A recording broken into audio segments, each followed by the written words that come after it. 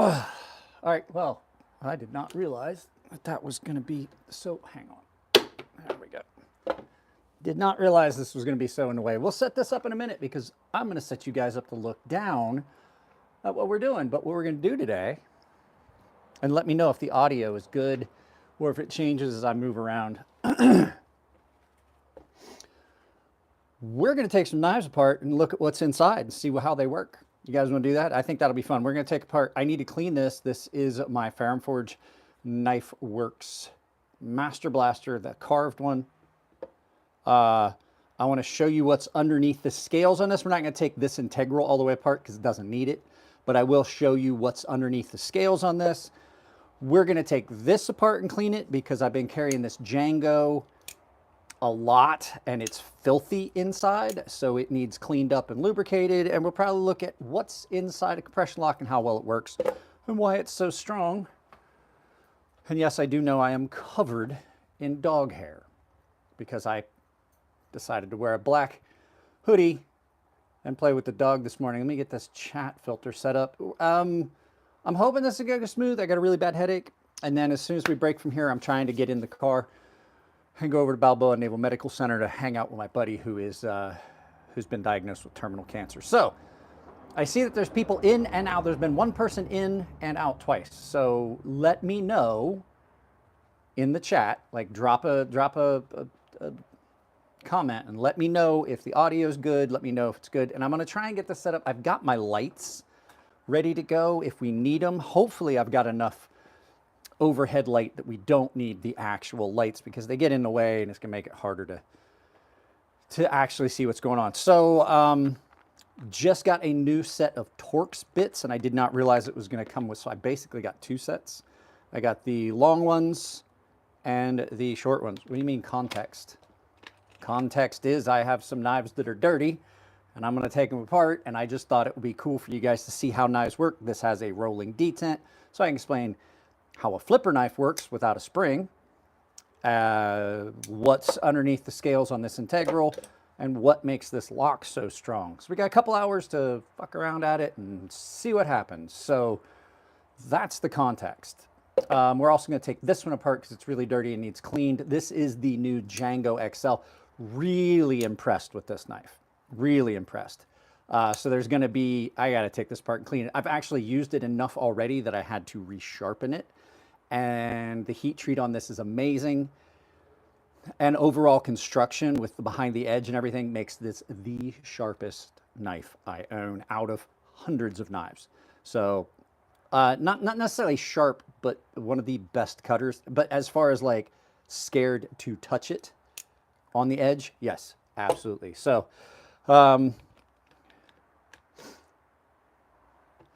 Pulsar XL. I don't remember, there's 3,000 videos on this channel. I don't remember if I handled a Pulsar XL or not. I do know that I'm not super impressed with this one, the Chupacabra, which there's a video probably tomorrow about this knife. It's not the knife, I just, like for me, it just kind of isn't what I want. But I have a tendency not to like the backlocks. Similar issue I have with the 80-20. I'm sorry, the 80-20.5 or the 80-20.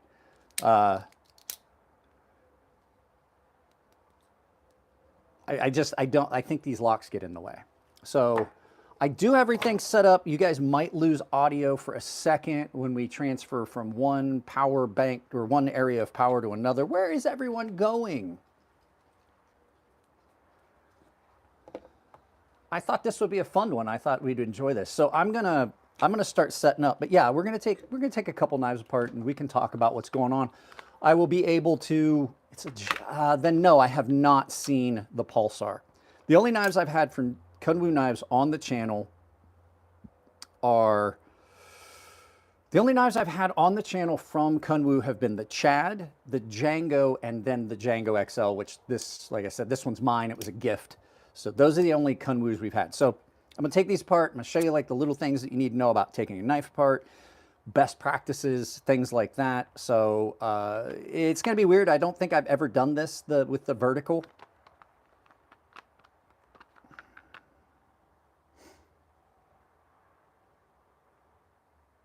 So I can't believe there's only 4 people here. So we are going to take the Django XL apart, and we're going to look at this the X-Towel lock, or XT lock as they call it, that's on here, and how it's a little bit different. And it's really not that much different than your average compression lock. I was going to take this one apart, but it really doesn't need taken apart. We'll do that in a different video sometime, where we take a look at how this lock works so much better. But I already took this apart in a full-length video once. So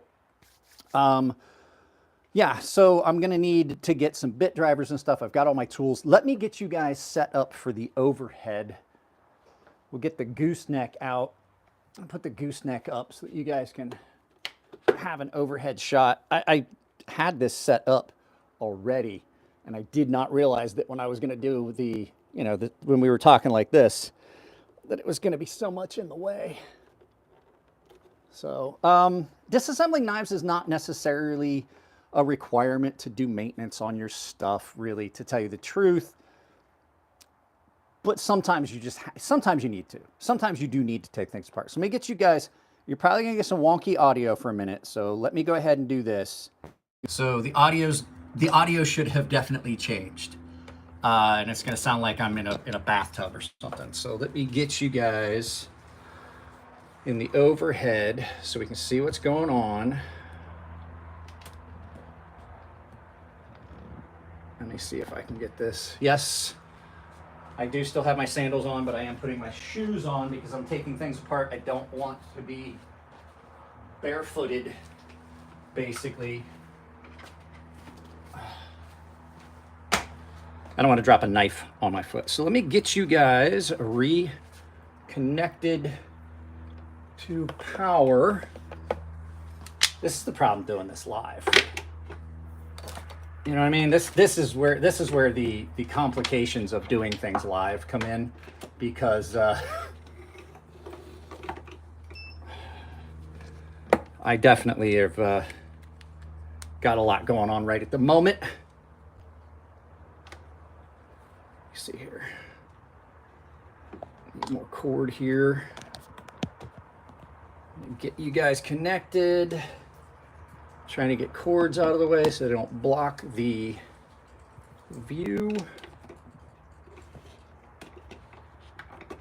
And hopefully you've got audio again. Did the audio correct? Have we got good audio again? Just out of curiosity. Now I got my reading glasses on so I can see what you guys are talking about.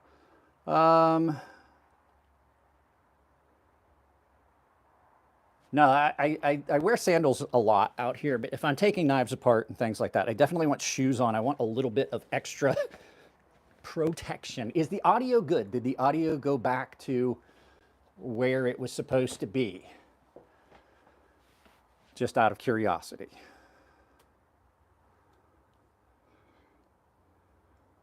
Trying to get you guys where you can see everything clearly.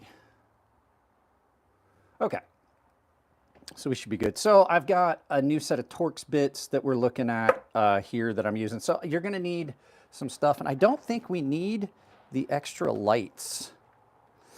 Don't think we need the extra lights. And once again, like I said, did the audio go back to what you had to begin with? So I got a set of these on Amazon. They're the security Torx, but it's everything from T5 all the way up to T40, which should hit everything that you need for knife disassembly. Usually you need basically for knife disassembly, you kind of only need like T8, T6, T9, and a couple others that are going to get you where you want to go. So all these knives are built with Torx. Some of them are easy to take apart. So I thought we would do this first. This doesn't need taken apart all the way, but I'm going to show you what's underneath here. So to do knife disassembly, you need some bit drivers. It's always good to have more than one. I've got a couple.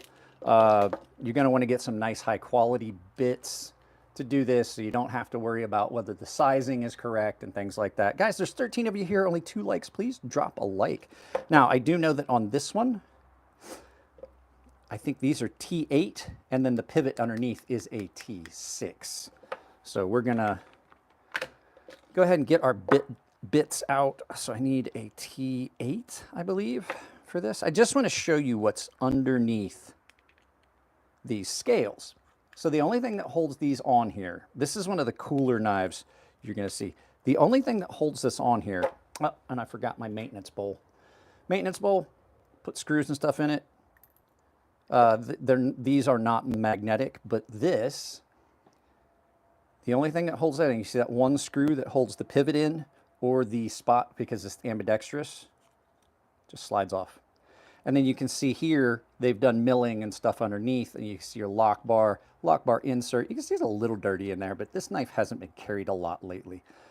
So you can absolutely see that they did a bunch of weight reduction and stuff under here. And then you have access to your hardware. Take this apart. This is a keyed washer on this that makes it a lot easier to get this open. It's like a window from the top where you could take this out. Your washer's keyed in here underneath this piece, and then you can just pull your, you pull your screw out and then drop your other piece from the other side, and then pull your blade out and clean this. Now this doesn't need clean, but then, like I said, these are then dovetailed in, and so the friction of that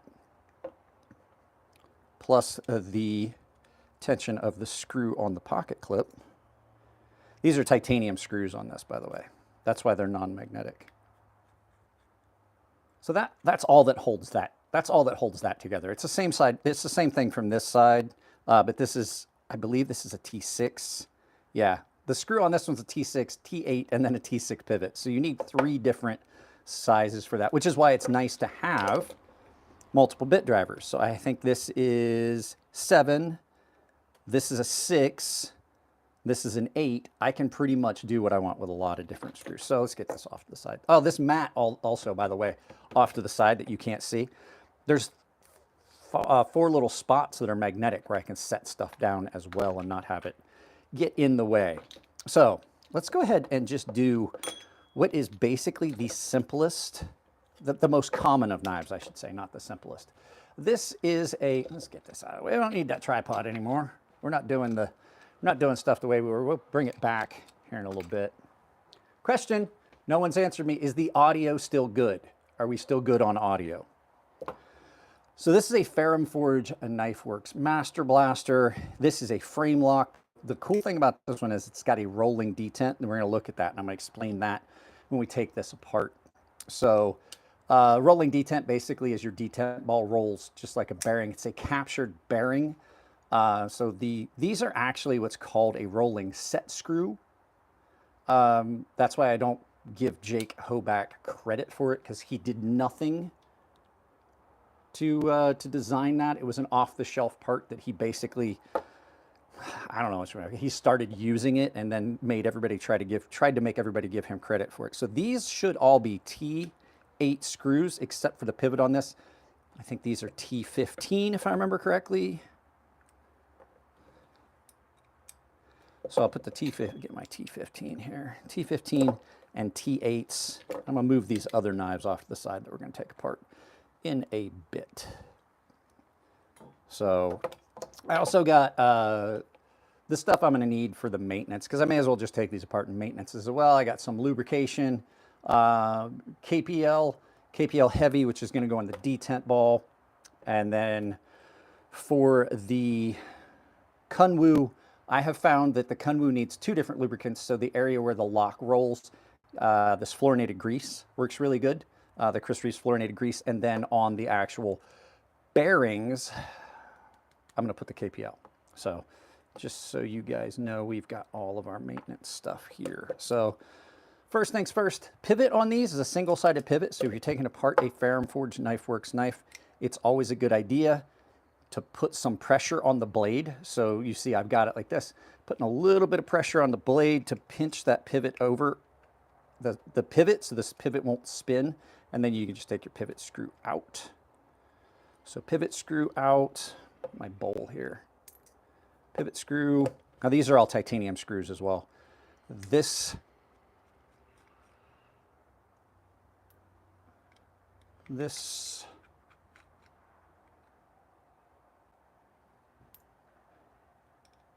And this. So now that we've got that apart, basically I'm going to take, I'm going to move the blade over to the side like this, and I'm going to kind of wiggle this until I break the tension that's on that pivot. And you kind of can just reposition the blade a little bit, and you're just going to kind of wiggle it until the pivot comes loose, and then you can see inside the knife we've got some really, Chris and Elliot always found that they like these small bearings. They got a lot less friction when they use these small bearings. So you use the small ceramic bearings. Actually, these are steel. Yeah, these are still steel bearings.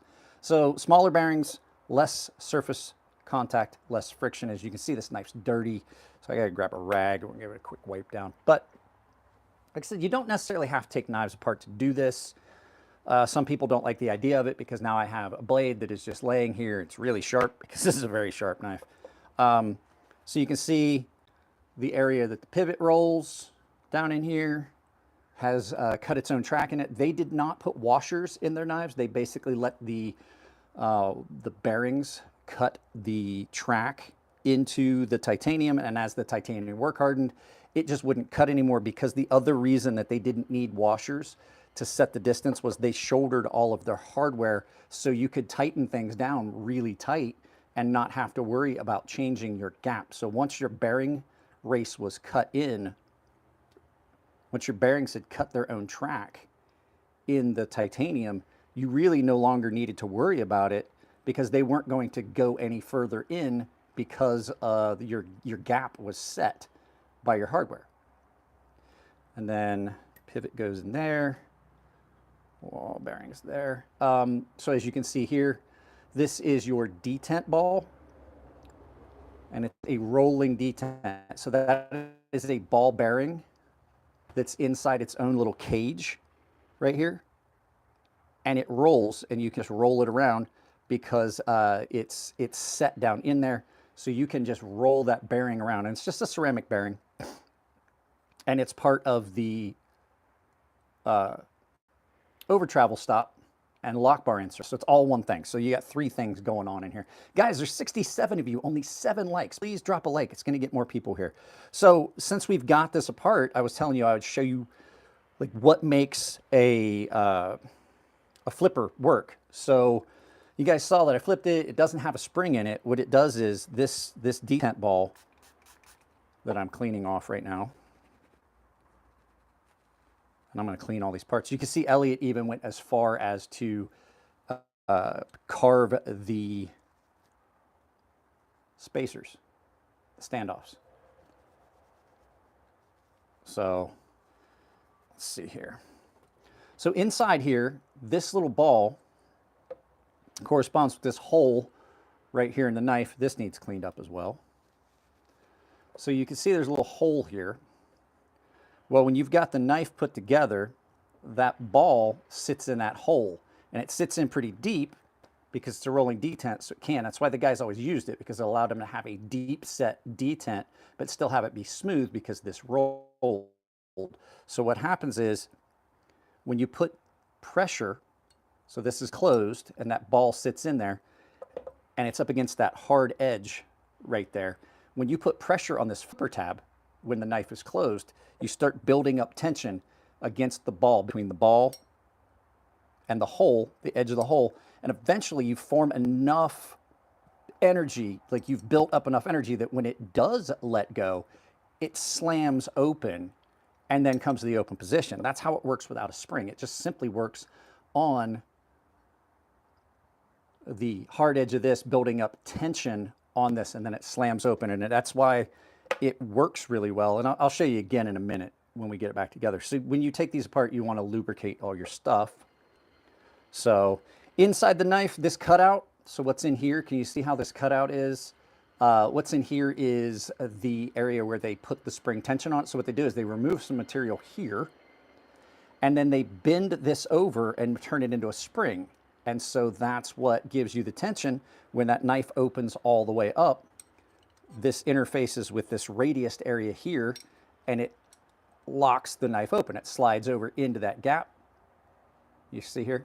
And that's how the knife locks. That's how a frame lock works, and a frame lock flipper. And then you got areas here with this is your detent ramp for when you're closing the knife. So, you know, you've got like a little safety hard edge so it doesn't like slam shut until you're ready. It gives you like a little second chance to get your hand out of the way.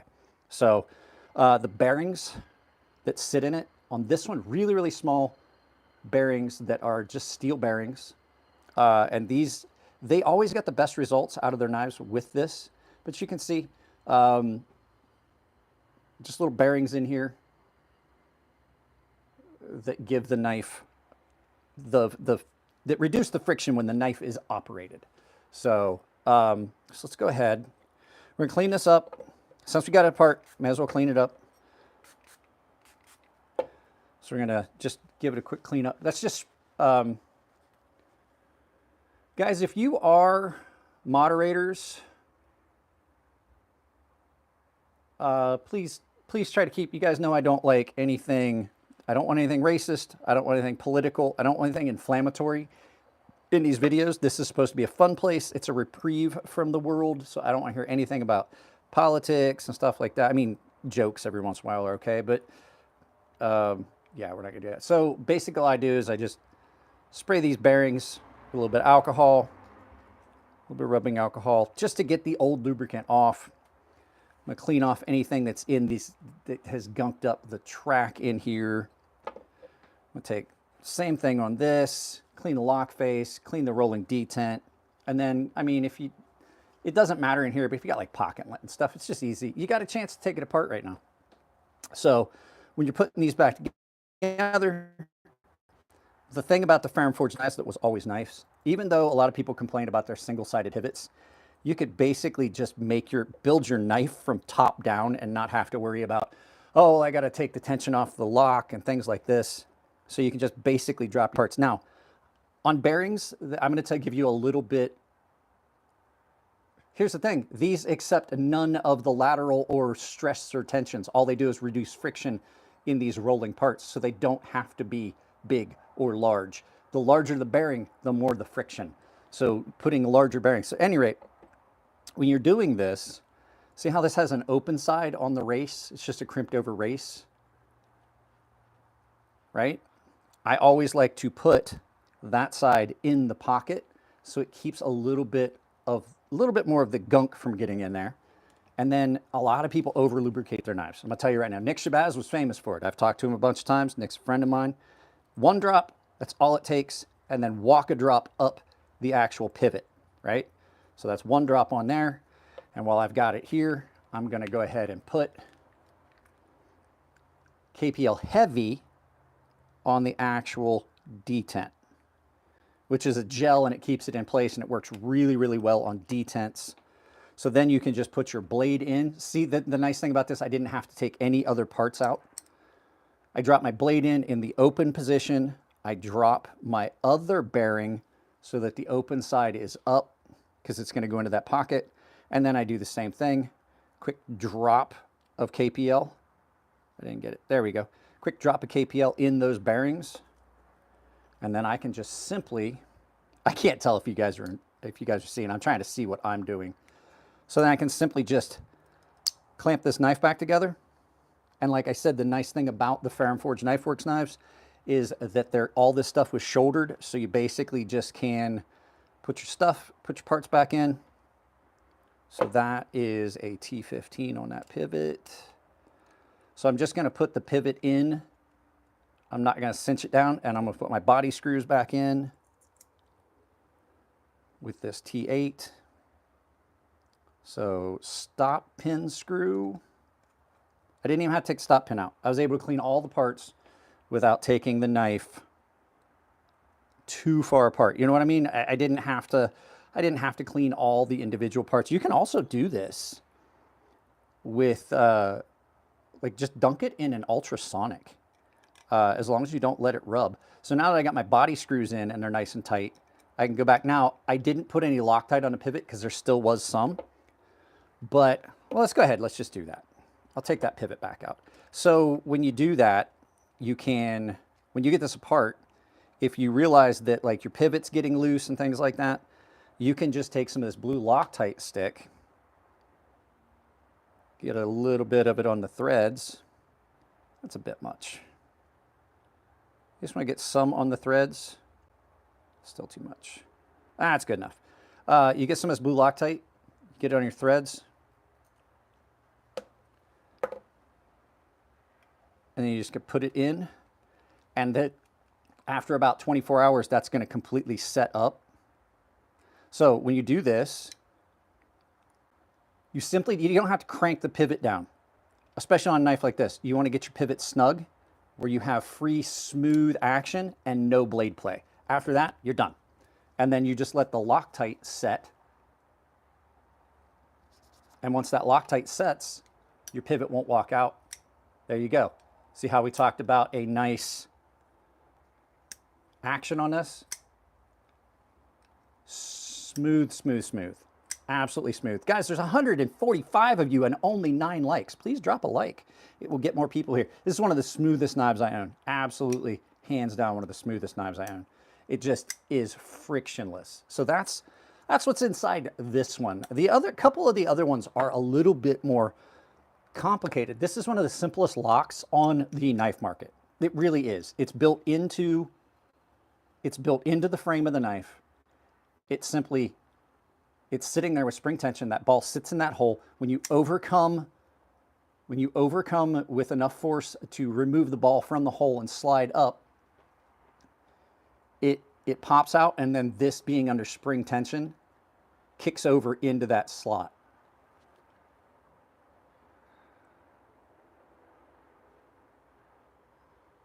So I don't have any knives for sale. None of these are for sale. These are my personal knives. This is my personal collection of knives that just some of them we've taken out. But yeah, that's how it works. I mean, it's just simply you put force on that, and eventually you can make it misfire. But you can you just basically overcome that tension. So, and the thing is, this is about a $1,200 knife. I wouldn't sell it. This is about, I think these were $550, $650, $750. I can't remember. But this was a gift. So was this one. Gift from my friends, gift from my friend who is the designer of this knife. So yeah. But like I said, we're done with those two. We're not going to take that integral all the way apart. Some of the knives, though, are a little bit more complex, like this one. I just had it apart the other day, but I've been carrying it so much and using it so much, it's going to need another cleanup. And we're going to talk about why cleaning this one's a little bit different, and lubrication on this one is a little bit different, because you need 2 different lubrications. In my opinion, you need 2 different lubrications on this. This one seems to work the best with a little bit of fluorinated grease on that track and on the lock, and then in the pivot, just your regular knife pivot lube. So we'll take this one apart. This one I need a T6. Is it this one? T6, a T8. Yeah, I need a T6 and a T8. Now this is the Kunwu Django, and this one's a bit different. This is a crossbar lock or axis style lock. And so you've got this piece here. There's a spring on either side of this. This does not have a detent ball, and it does not have a detent ball, and it doesn't have a rolling detent. It also does not have a lock on this. This is ambidextrous. So these are a little bit different, and it has 2 springs. So there's extra parts in this. So when you're doing one of these, you want to be careful, and I'm probably going to lean in to do this one, because I definitely don't want to have to reach out to Kunwu Knives to try and get replacement screws. Oh, I wanted to tell you guys, this is a nice little tool to have for knife maintenance. That's why these SIM card tools are in this little tray. They are nice to have because you can get into little spots of like those bearings that I saw in the last one. You can get into little spots in there and clean that out, and it's a lot easier. And if you have not dropped a like, please just double tap the screen. So let's go ahead and get this thing apart. So the first thing I'm going to do is I'm going to take this off. So you see that there's a screw on either side of this. I have to kind of play with this a little bit. So I'm going to take a T6 and I'm going to that's not my T6. This is my T6. So I'll take this little screw here out. See, that's why I said I was going to do it closer to the table, because so this is a magnetic screw. So off to the side here, what you guys can't see is if I did not want to use that, I have a spot here that has got, oh, sorry, that is magnetic, and you can just stick these, that's not gonna work. I don't want to do that anymore. But at any rate, these little magnetic parts bowls, absolutely incredible to have. So now we're gonna pull our pivot. So that is a T8 pivot. As you can see, this has Loctite on it. So I should not need to put any Loctite on this. And then we have a really cool pivot collar, which does serve a purpose. Pivot collar helps distribute the tension of the pivot. It makes the pivot surface larger, so it gives you a better downward pressure when you tighten it. It basically makes this, the head of this screw, almost twice its size.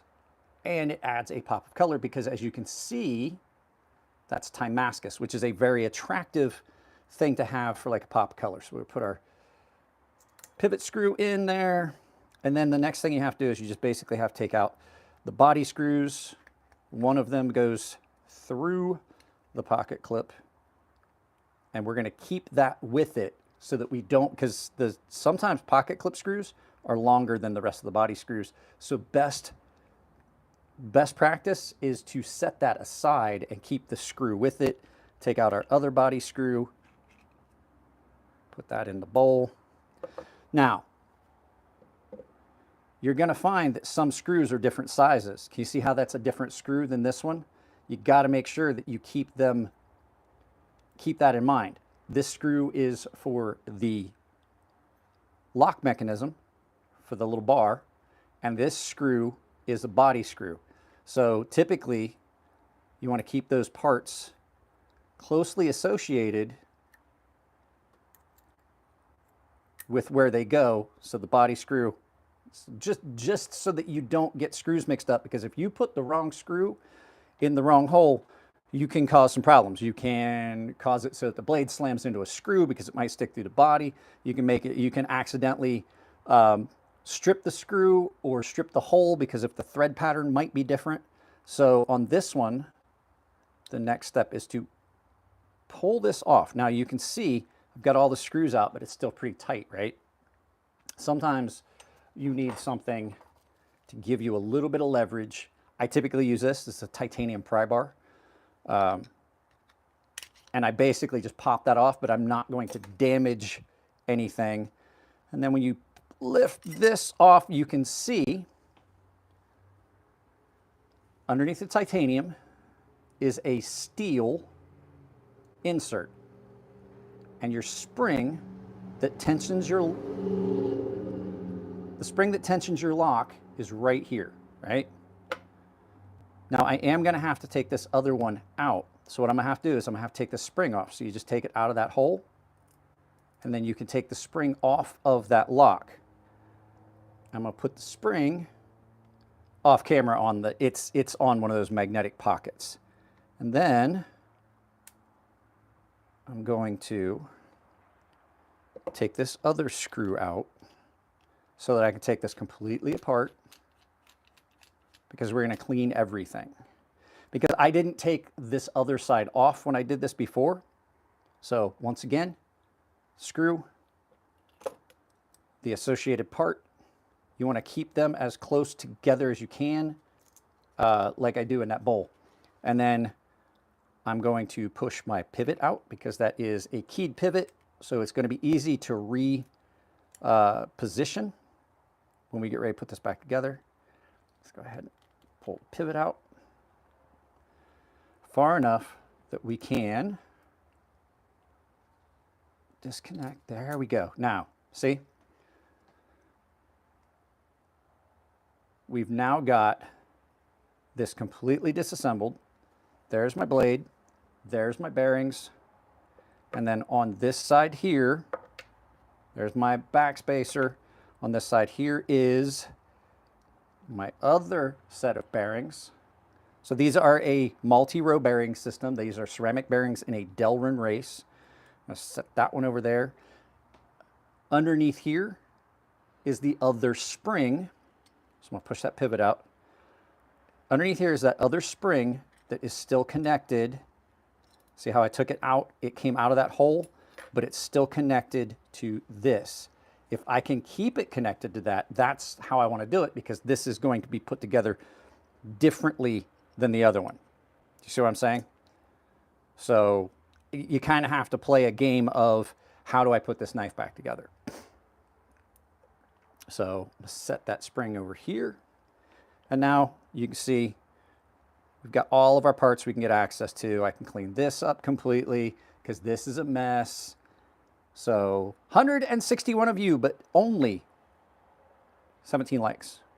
So what I recommend always with cleaning knives is the gentler option, the better, because you don't want to use something that is really abrasive. I typically just use one of these microfiber wipey rags here.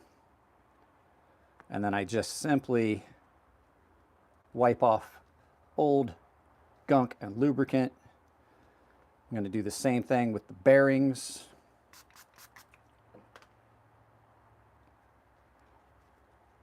And they're easy. You just put them on and just move them around and they will kind of just clean themselves.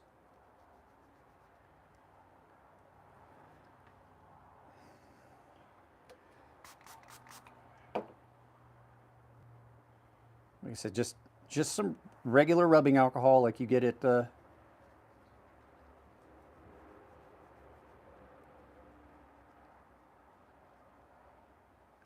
just rubbing alcohol that you would get at like the regular, what is this one? I think this is 70%. I usually like to get the 90% isopropyl, and I mix it with 70%. But the last time I went, they didn't have it. Yeah, this is just 70%. So this is just like your Top Care of Walmart. So typically what I'll do is I'll fill this halfway with 90, like the 92%, and then I fill it the rest of the way up with the 70%, and that gets you a really good, it gives you a really good solvent that doesn't evaporate too quickly. The problem with the 92% is it evaporates real quickly. This stuff does not. And so you get a lot more, you get more time of it on to break down your oils, to break down the gunk and grit. And you can see here, they use this steel liner as your bearing race, where your bearing race rubs. And so it almost acts like having a steel washer, so it's not contacting directly the titanium.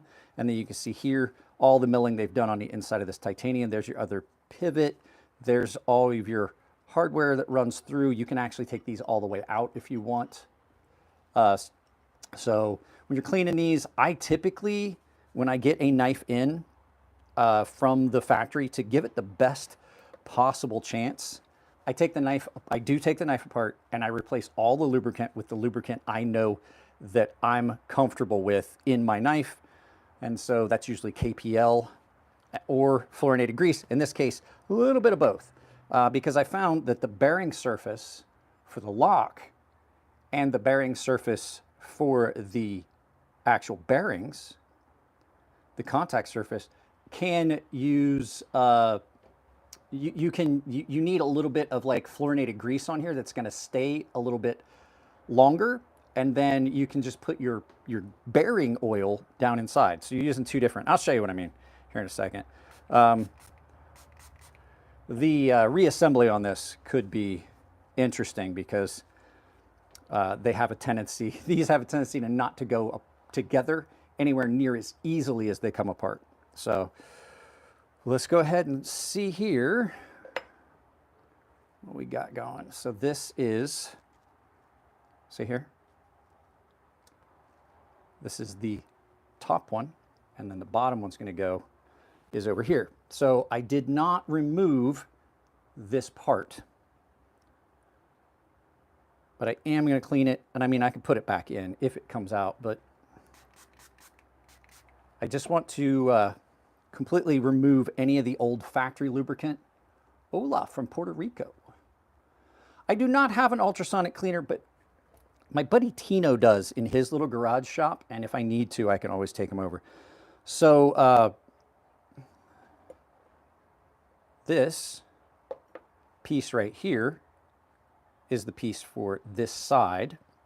So I'm going to have to carefully, right, carefully position this. Now I'm going to need this to do it because I have to be able to position this inside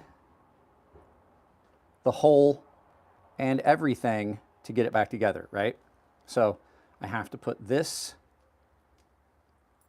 piece here and lock this piece. So you see how this goes in that hole like that? So now what I'm going to do is I'm simply going to put this in that right there. I'm going to hold it. I don't know how well you guys can see it. I have to be able to see it, so I'm sorry if it's problematic.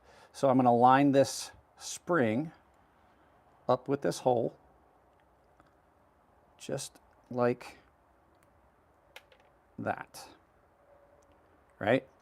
I'm going to put that, I'm going to leave it just like that for right now. This piece goes back in here, and I'm doing it like this specifically because I have to position that spring and make sure it stays locked in. Now that it's pinched in here, I can put my pivot back through. My actual pivot, which is right here. I'm going to take my pivot. I'm going to set that down because now I don't have to worry about it coming apart. I'm going to clean off my pivot. You see my pivot's dirty. And I'm going to slide this keyed pivot through. I've been okay. I have a friend that is that's in the hospital. He's got terminal cancer. So after this, I'm going to the hospital to visit him. So I will talk to you about that later. But so at any rate, I get my pivot back in, right? And now I can start reassembling the knife because now this is locked in. So what I'm going to do to hold that part in place is I'm going to put its actuator back on top of it like that. I'm going to grab my T6. I'll line up my screw. Now, you are going to have to hold this because now this is going to want to spin. So you're going to make sure you're completely locked in.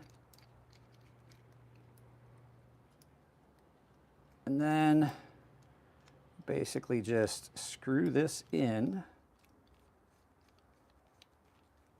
like that. So now I've got that in there and I'm going to be able to put the other part on top and it's going to work out just fine.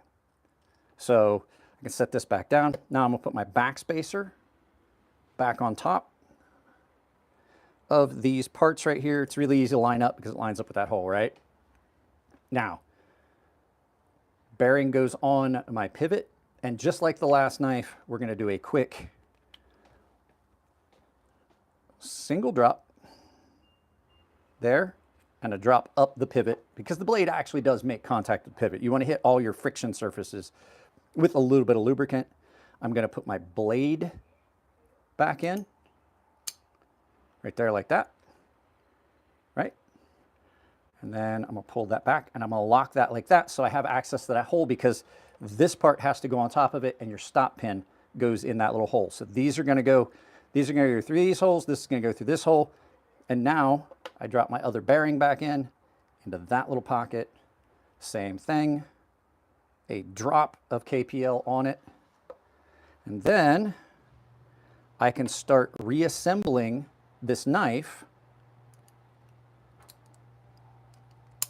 like that. So now I have access to this, which is why it's sometimes these are a pain in the ass to take apart, right? But now my stop pin's in, so I can let that slide up. So now I can put the proper tension and get this spring on here. 183 people here, but there are only, guys, there are only 26 likes. I don't know if you guys know this, but dropping a like is how the algorithm knows what to tell people is live. So, see how that is locked back in its hole, right? See how it stands up a little bit? If you push down on it, it's going to pop out of its hole. So what I'm going to do is put this back on top. Then we're going to go ahead and get our pivot collar. And I'm just simply going to put this on tight enough to hold the parts together, because it's always a good idea to do your body screws first and your pivot last.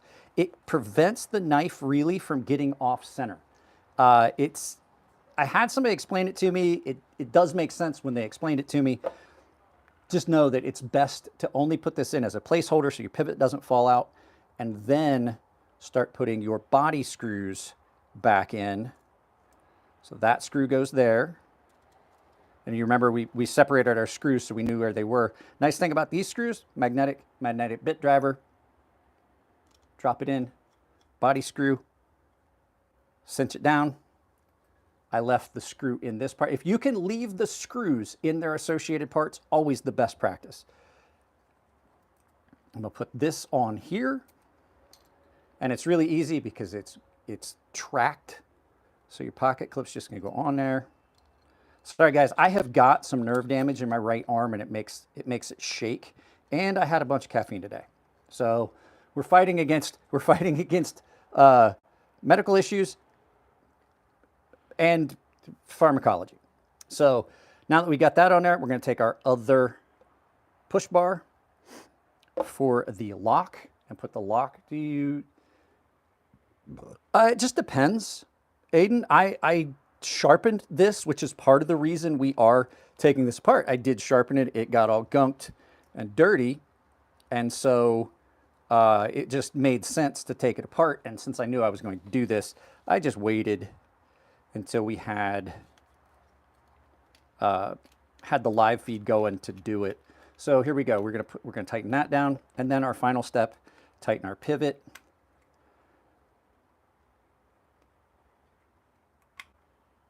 So now that the pivot, I don't have any blade play.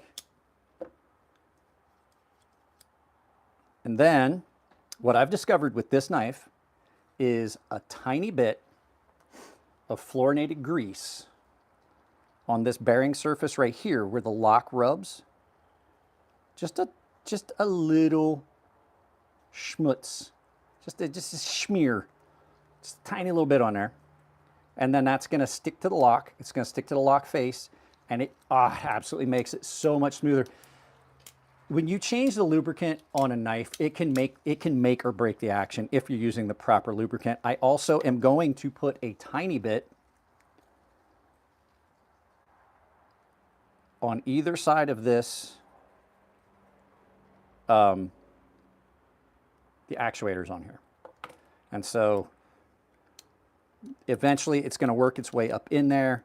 You can actually do it on this side if you want. I'll just go ahead and do that right now.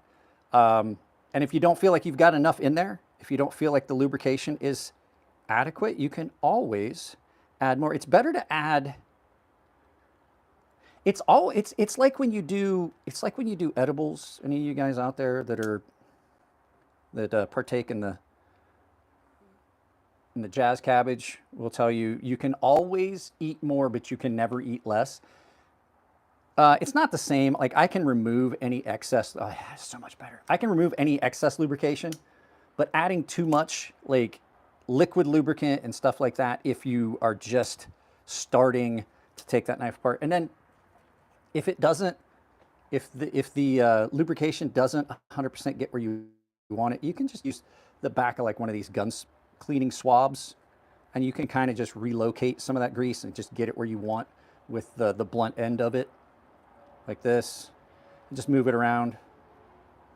And the nice thing about the fluorinated grease is it really has some staying power, and it doesn't give up its lubrication even when it gets a little bit dirty. So there you go. That was a axis lock, and this is really similar to any other axis lock, including the ones that Benchmade make, like this. It's basically the same process. You can see it from in there. You can see the hook and screw and everything. It is a shame This knife's axis lock is so much worse than this one. Benchmade, stop letting people make your design better than you. Your knives suck. Please watch my videos, Benchmade, and listen to what I'm trying to tell you. So this next one that we're going to take apart, and these are just knives that need cleaned, right? It's just my knives that I'm cleaning, and I'm like, why not film it? It's good content, right? This is, put the lid on this before I spill it everywhere. These pin oilers are great, but if you happen to leave them lay, they will, you can see how I laid this one down and it leaked inside the cap. If I didn't have the cap on, I would have an entire drawer full of oil because all my lubricants and stuff like that sit in a little tub in the drawer underneath me. So this is a compression lock by Spyderco. These are really cool. And I've modified mine. Mine has got a tritium vial that sits in here, in this little plug, because I don't like the big hole. Well, for two reasons. This takes up too much space, and then you lose blade length, especially on this PM2. On this military 2, it's not as bad, but you're giving up like that area of real estate. And I'm not going to put a lanyard on this, so I don't need that hole. So Glow Rhino has these. Glow Rhino has these, and they are filled with tritium. They glow in the dark. They're amazing. I put up a post showing it. Even during the daytime, if there's not a lot of light, you can see that glowing, and you don't have to charge that up. It's not like you have to. I'm going to bring you guys down for a minute. I need to take a quick break. We're going to do some face-to-face. Well, nah, we'll do this. We'll do this. I can talk to you while I do this. But I do need to get a cup of something. Oh, hey, look, how convenient. My water glass is right here. It just needs some ice in it. And the ice machine is right here, so I can just do that. Sorry, buddy. Did I surprise you? The pup is sleeping right next to my workbench, next to my left foot. And I reached over and started filling the glass with some ice. I had put water in it, but I didn't put any ice in it. Okay, so taking one of these apart is not as difficult as you would think. These are basically, so the way I explain the compression lock, it's really similar to a frame lock, more akin to a liner lock, but on the back. Let me show you what I'm talking about. This is a liner lock. That's why this is here. This is a liner lock, the spring tension and everything, just like the frame lock that we looked at earlier. They're pretty much the same. It's just that this is part of the liner that comes over and does it. Bob Terzola and a lot of the old school knife makers really kind of pioneered this liner lock. And so when the frame lock came out, it was basically the same thing. It was just done with the entire frame, and it just became part of the knife. These are more comfortable in hand. But the problem was, for a lot of years, they weren't as robust. Like there was a lot of problems with them. The modern ones are way better because they're using better materials and better lock interface. But this is basically one of these, but with the lock bar on the back, which gives it some interesting qualities for that lock. So I'll show you what I'm talking about. So this is a really strong lock. I wanted to point this out, so we're going to talk about what's inside here. So this lock is one of these stronger locks on the market. There is a spot here that this is going to drop into, and then there's a pin here. So you can see that big open area here, and then the face, and then this bar has got a keyed out spot that's going to go in here and make contact with that. So it's encapsulated in here. So it's in between. It's in that spot there and this. So now the lock is in between here and here. And so there is really, it's going to be hard. Let me see if you can see how it does it. See how it drops in? So now it's all in there. It's locked in. It basically, this is up there with the Triad lock in strength. Oh, what do we got here? What lubricate do you recommend to oil a Microtech OTF? As a matter of fact, you know what? We can do that right now. We can do that right now because I don't want to take that Spyderco apart yet. So I will show you how I lubricate an OTF and what I use. So here is my Microtech Ultratech, right? I absolutely 100% recommend. A lot of people like to use REM oil. REM oil's got a lot of PETF in it and stuff. One, it's chemicals you really don't want. They're not good for you. They're not healthy. There's some of those forever chemicals.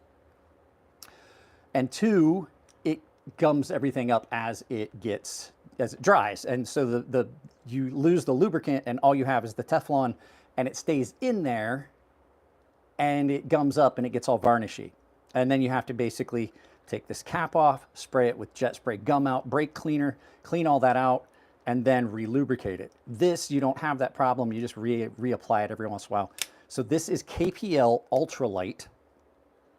And this actually does need to be lubricated. Now that you said that, I'm just like, that's a good idea. So you just basically, this is how I lubricate an OTF. I put a drop of the Ultralight there. I put a drop on either side of the blade. And I let it sit for a second, and then I put a drop when the blade is deployed right behind the button. And then I simply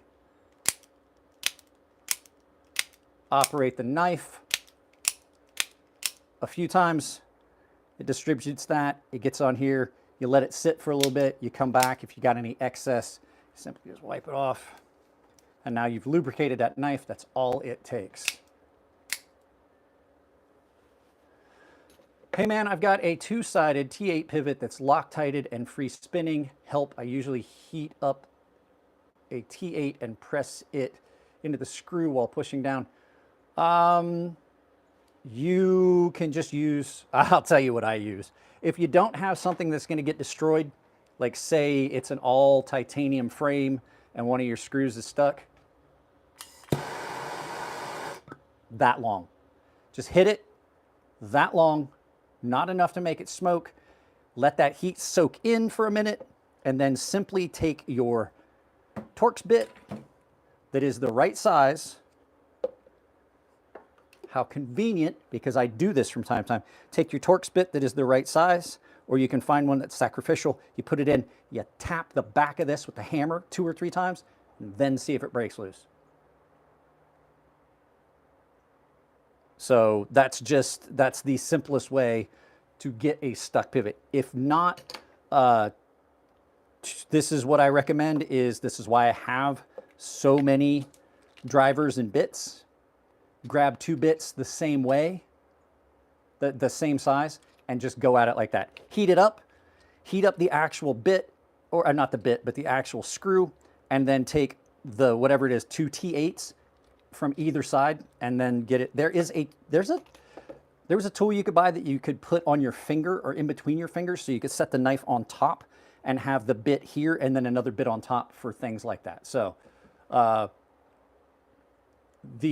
what I was saying. So the thing you have to worry about is just a quick shot, but you have the Delrin bearing races. So if it depends on the bearing race. So the product that I was talking about for the product, it's KPL Ultralight. That's what I use on all of the OTFs that I have and any of my friends' OTFs when they come over, if they want me to lubricate their knives. This is what I use. Show us your tools. I'm curious. We can talk about that in a minute, but we're going to take this knife apart. So this is a knife that can be a little bit problematic to take apart. This is a 2-sided pivot. Sometimes they spin. That's what I was talking about. The stubby driver from Skiff that it goes in between your fingers and it allows you to get a double-sided pivot. I don't have one of those, but what I do have is multiple bits and multiple drivers. So I have different bits, and so that I can have multiple drivers in the same bit size and things like that. So we're going to go ahead, we're going to take this Spyderco apart, and it needs clean. It needs taken apart and cleaned up. It's just a washer. This needs to go back in its drawer.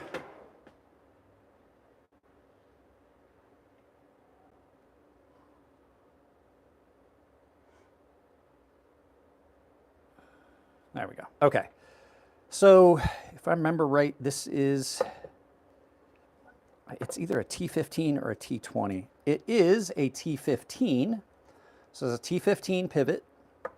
So we're going to put that in this driver. And then these should be T8 or T10. I can't remember. T8s. So these are T10. These T8s, the body screws are T8s. These are T6, and this is a T15.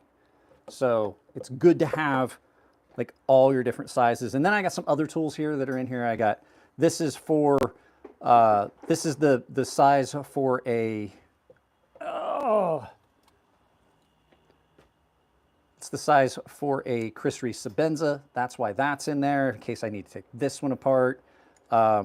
So that's in there. Some flatheads and some Phillips heads, because you got other stuff you might take apart other than just that knife. So let's go ahead, see if we can get this pivot out without any problems. Actually, I do not need to worry about it. It did come out. I felt it start to spin. I was able to put, caught it. Them some reflexes. That's them knife maker reflexes, because dropping a screw is a horrible, horrible thing when you're making knives. You drop a screw, especially titanium screws, you can't pick them up with a magnet. They bounce, and then you run into problems. So, so yeah, we're just going to pull out all these screws. Now, the nice thing about Spyderco screws are they're all the same length. So I'm going to be able to take this knife apart and just put these screws any way I want, these body screws, anywhere I want on this, right? Now, the problem with this is you do have to take pocket clip off on this knife. I have to, hey, clumsy. Yeah, well, I have nerve damage just in this hand, and a lot of stuff gets dropped. It's T7. Where's my T6? T6. So T6 pocket clip screws, and the reason you have to take the pocket clip screws out are because they go all the way into the frame, into the liner. And it just makes your life a little easier.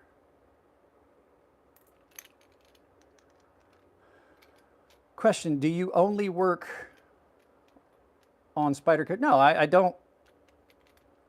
I just did 3 other knives as well today we took apart. So no, not just Spyderco. So there you go. Now when you've got this pocket clip off, you got a perfect opportunity. You got prime opportunity to clean your micarta scales if that's what you want. If you don't want it to look all oily and stuff like that, you can see this knife gets carried a lot. You can see how much cleaner the micarta is under the pocket clip than it is where my hands rub on it. And then from there, you can see we've got our little spot here. I typically on these will take the knife blade, and I will use the knife blade to pry up and see how it just kind of popped up. I just wiggle the blade a little bit. I don't need a bar on this one. And so then you've got this liner here, and you can see this is Pete. This is why, okay, so my other Spyderco is not like this. This is keyed all the way through. That's why the screw came out so easy. And then you can see this one runs on washers. And then just like our other knife, the detent ball is on here, just like the other frame lock that we did. And then you can see, as I was saying, when this knife is locked, see how much actual contact the lock makes. It makes contact here, it makes contact here, and it's making contact back here. This basically becomes one solid piece. You would have to either break this off, break this off, break this off, or break this off. And there is just really no way that you're going to break all those parts. It's just almost impossible to make this lock fail. So, and as you can see, I added this. This is something I added. It's called a compression made easy. It just basically adds a little button to that. So this knife runs on washers, and you can see that the washers in here have a little bit of oxidation on them. If you want to, as we clean this up, I'm going to show you a little trick. If you want to try and smooth this knife up you can clean that up a little bit on a loaded strop. We'll get this other one out here. Now try to remember top and bottom. It can, actually we're not going to take this one out because I have to take this pivot all the way apart because they're pinched in. I forgot. The way that Spyderco does it is they pinch their pivots in between the liners. So we're not going to take that one out. And we're just going to clean this up for a little bit just to give you guys a quick example. So basically what I would do is you got to remember which side is your bearing surface, what's touching the blade. That's the part that was touching the blade. And then we're going to just take this.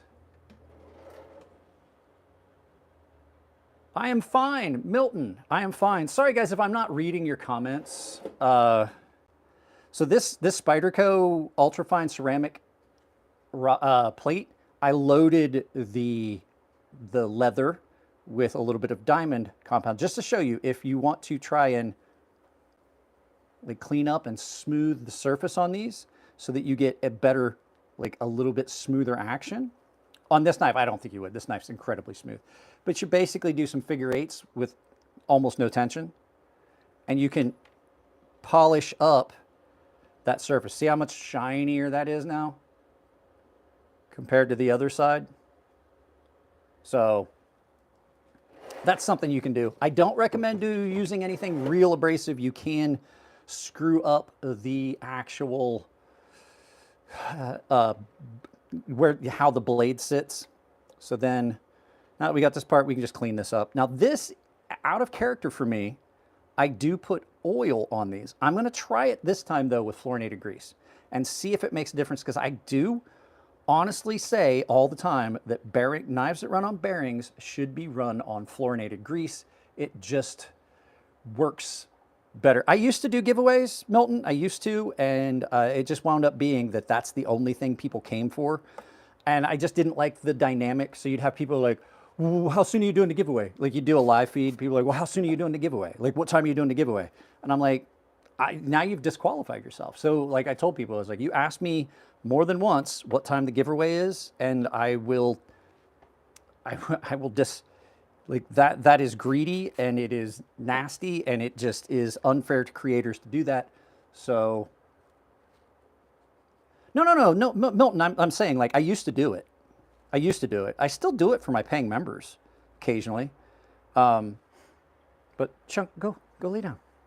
My puppy is over here with his nose right up against me. I quit doing it because that's just how people were, and I started doing it for my paying members only. And so it just, it's okay for, and I don't do it for them as often as I used to because, well, they never claim the items they win. So at any rate, so you can see here, big detent ball. We talked about how the blade interface and everything works. I'm going to clean this area up on the knife. Now this knife is in crew wear, so you want to make sure that this is really dry when you put it together because crew wear will rust. Crew wear will rust. And so if you're going to use anything to clean it up, you want to make sure that whatever you use to clean it up doesn't leave a wet residue. Like rubbing alcohol still does have some water in it.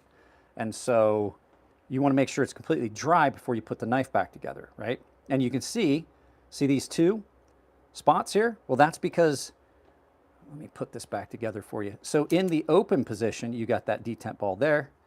In the closed position, actually, I'm wrong. That doesn't do anything. I think those are just remnants of machining because the detent ball is here. That's the detent position. See how it drops in?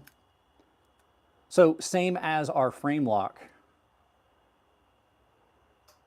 Same as our frame lock, that detent ball gives you your tension. Now, we're going to do this and put it back together because, like I said, this knife can be a pain to take apart and put together, but it wasn't this time.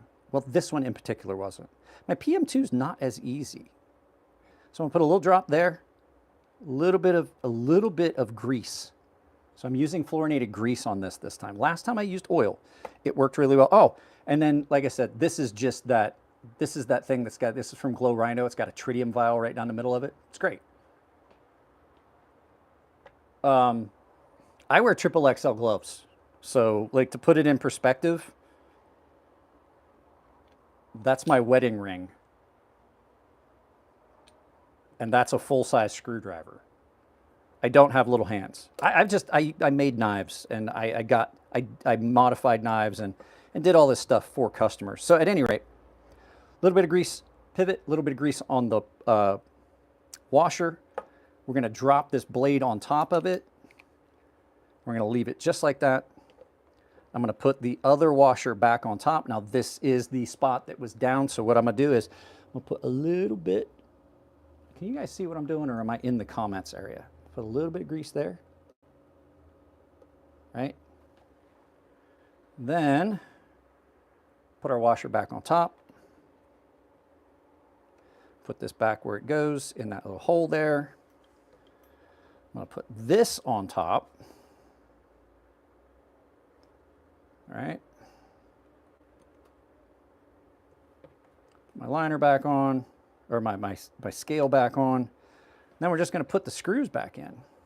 Like I said, I always start with the pivot, but I don't tighten the pivot down. I just get it in so that I can position everything else. For some reason, there's times where if you put the pivot in and tighten it down and then you do your body screws, your knife winds up being off center. I don't know why. Would lithium grease work in a pinch? I don't know. I do know that items like fluorinated grease that use PETF, they're going to go away because of the restrictions on the forever chemicals, the the PSOF and PSOA and things like that are used in the making of the Teflon that are in these. So I'm not sure. Oh, and just so you guys know, this one was Loctited, and so I made sure that I put that one back. The best choice, or the best course of action, is to always put screws exactly where they came from. So now that you get that together, you basically just tighten your pivot down, and since it's a keyed pivot, now what I'm going to do is I'm going to feel for blade play in the open position, and I'm going to see if I've got free movement, right? That's a little bit tight. So I'm going to open it up just a little bit. I have my free action, no blade play. So what you're doing is you cinch it down, and then you see what your action feels like. And if you've got free action and blade play, then you try and go just a tiny, like here we go. If I go that far, it's really stiff. See? I can loosen that ever so slightly. Freer action, but I don't have any blade play in that.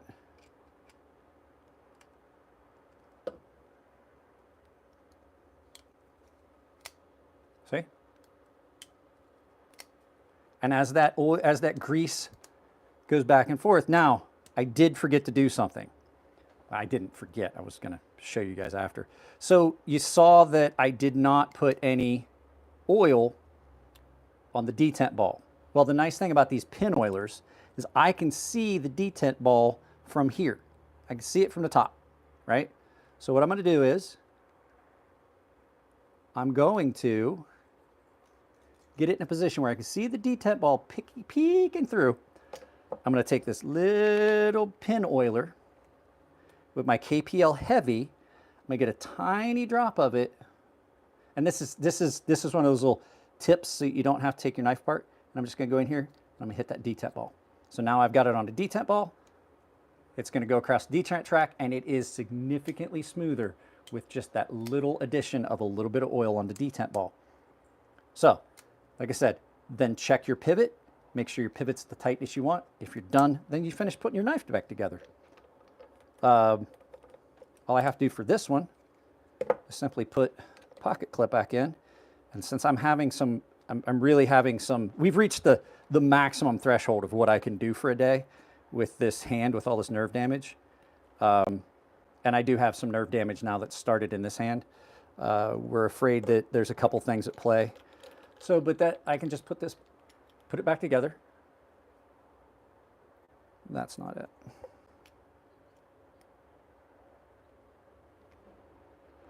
I'm just going to put these pocket clip screws back in, and then we're done. And I mean, knife maintenance is not difficult. Now, I'm gonna tell you guys a little trick. Tell you guys a little secret. You don't have to take these knives apart to do this. 9 times out of 10, I'm gonna grab another knife. I'm gonna show you how to lubricate a knife. Show you how to lubricate a knife without taking it apart, right? You don't necessarily have to take a knife apart to do lubrication. This was just to show you what's inside some of these knives because I thought maybe it would be cool. Yeah, it's so much smoother now. I thought it'd be cool for you guys to get to see what's inside some of these knives and how they work and how the lock mechanism on this works. But, Chunk, move, move, move. Where'd I put it? Where did I put it? Here it is. So this knife is button lock. And you saw we didn't take a button lock apart because, well, I hate taking button locks apart. I took this one apart once.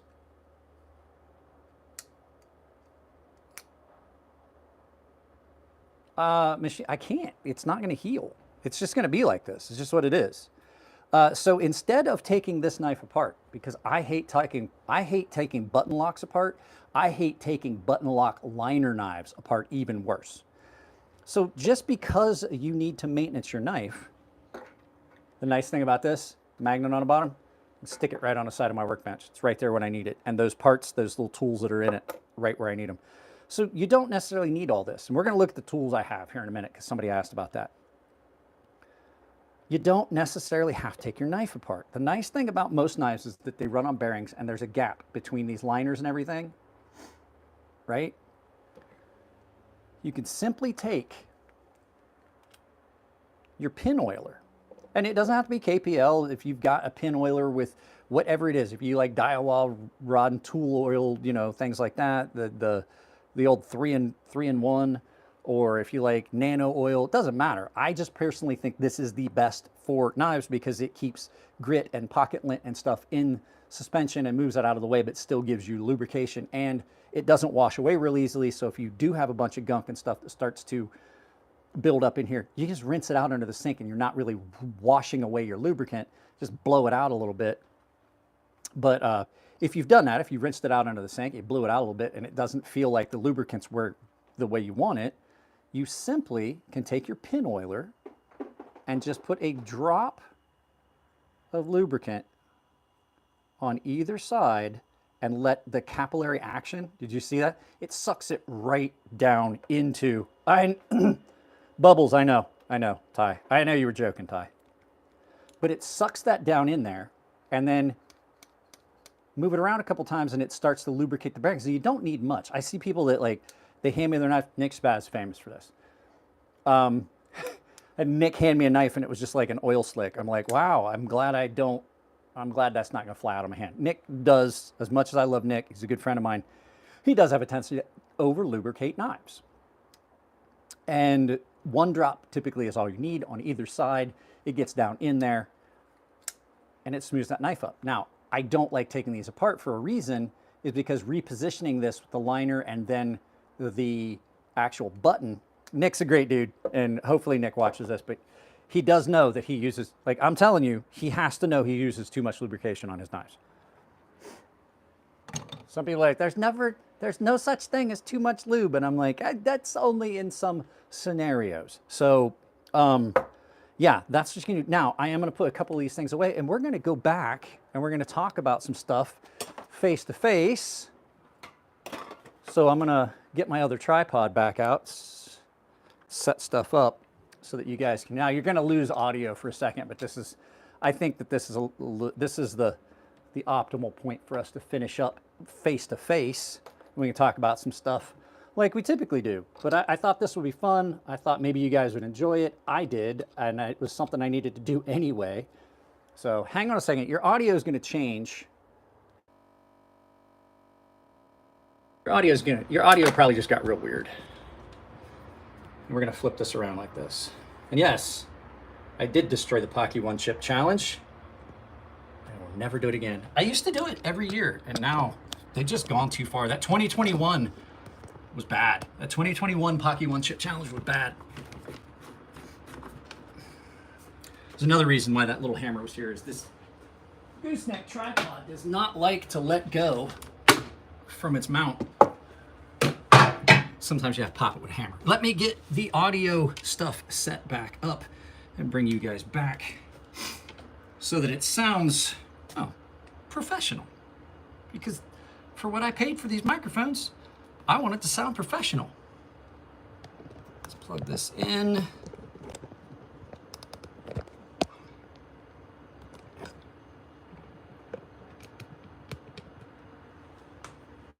Are we good?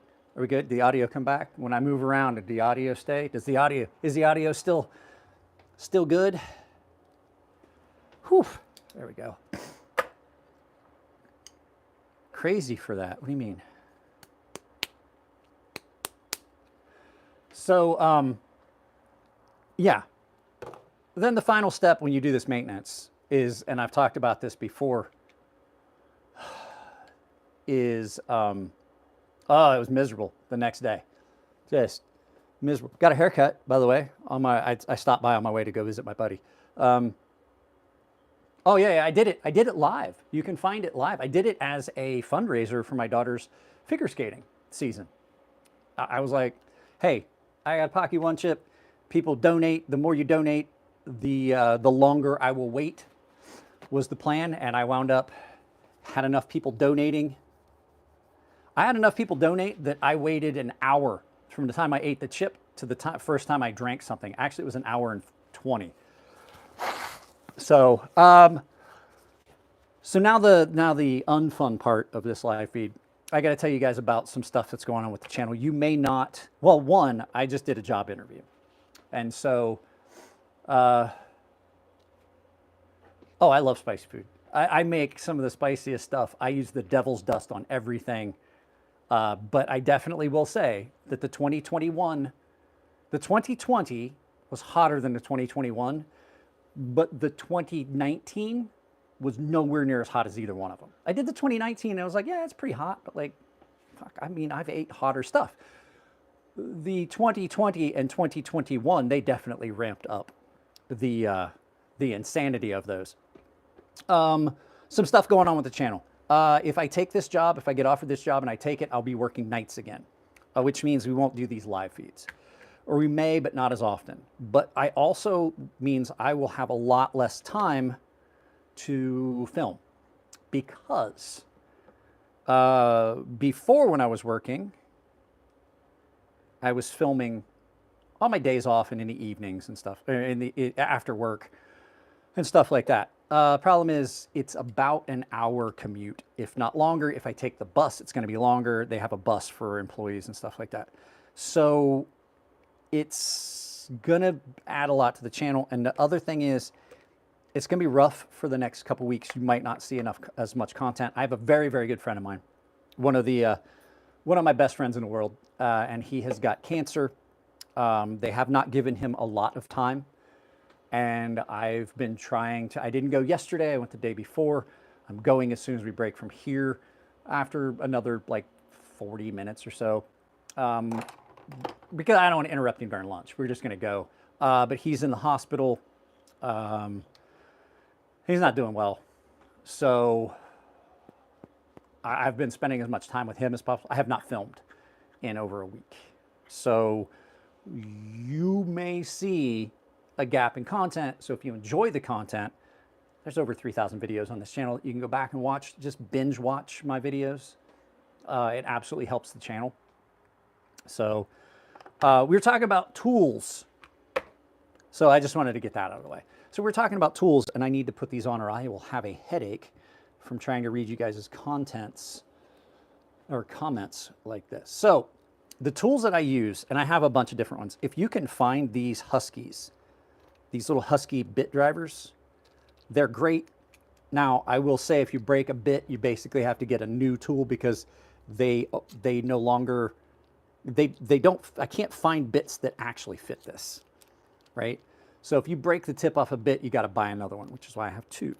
But the cool thing about them is both of them have got this spins, so you can like twist with your finger and still hold on to it. You know what I mean? Like this one has a spinning head on it, right? So that you can You just hold on to that with your pinky and then spin that. Now they're not great for a lot of torque. So if you've got something that needs more torque, none of those are. This, because these bits fit this and this is a good combo. Now that I have basically 3 full sets of bits that I need, I can use these in concert to tighten things down or reposition things or hold stuff. At any rate, this is a Greg Berger custom bit driver. I do not recommend this. They're way more expensive than they need to be. I bought this because Greg was starting his business. I do believe that these kind of went out of fashion, these full-on custom bits. But at any rate, I bought this when he first started. It's really attractive. It's got a, this is zirconium. But at any rate, any of these little bit drivers that you like, yeah, Greg Berger Customs. Any of these bit drivers you like, you can use them, but I recommend getting the ones that are the same as like the same chuck size as this. Like the one that comes, the same chuck size that comes with the ones that come with your drill. And that's what these are. These are ones for drills. So these are great. These, I recommend these. I have links to some tools in a lot of my videos, probably down below. You can find these. And if you can't find these on Amazon, just use my Amazon store to search these. This is the brand. Where'd I put the box? This is the brand. It is Amartisan.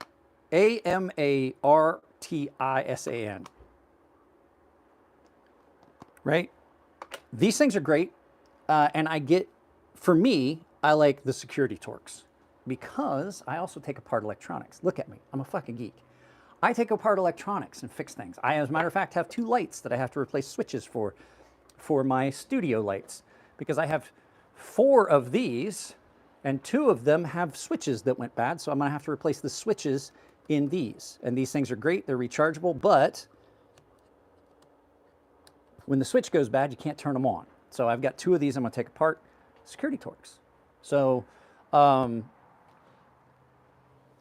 it's not so much I'm a geek. I was a 5-inch gun system technician in the military, and I fucking had to learn electronics. We did a lot of rewiring. We did a lot of electronics. We did a lot of troubleshooting, replacement of switches, calibrating Detroit switches, micro switches, all that shit. So it's like I have a background in that. So for me to take something apart and fix it, pretty easy.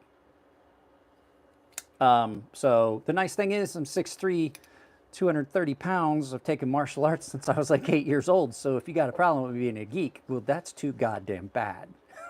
I'm just kidding. Just kidding. So,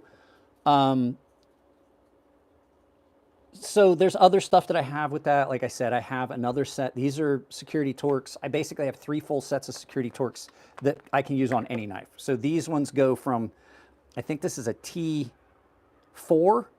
These ones go to from T4 to T20, and these go from T5 to T40. So nice thing is I got to make a set of shells for the wife. I'm going to use the Torx screws, and I think they're T40s. So I can just put this bit in the drill because I have news for you. I am never again going to make something with Phillips head deck screws. Because if you have ever tried to make something with Phillips head deck screws, you're going to know that they're going to strip right before you get them all the way in. And so I've used all of our fucking Phillips head deck screws, and I'm now only using Torx. I was like, because me being me, I just won't throw anything away. If I can still use it, I'm going to use them. I just cut myself on that. So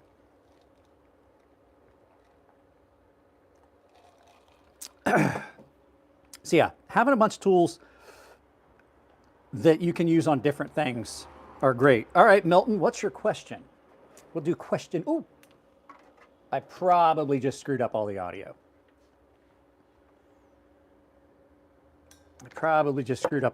Hang on.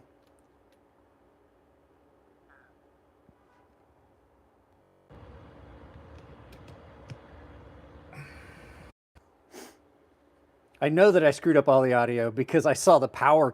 It got all screwed up. Anyway, what's the question? How about now? Can you hear me now?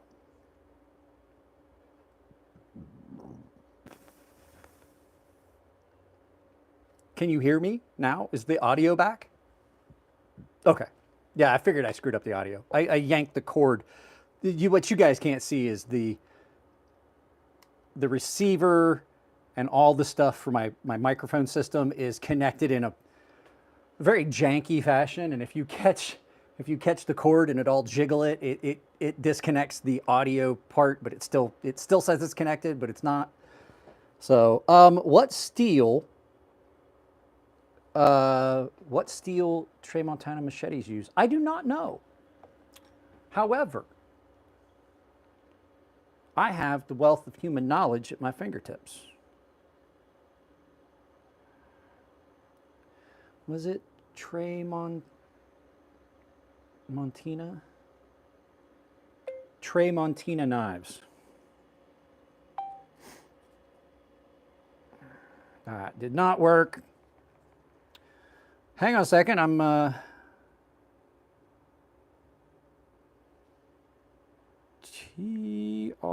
what is that? TRA.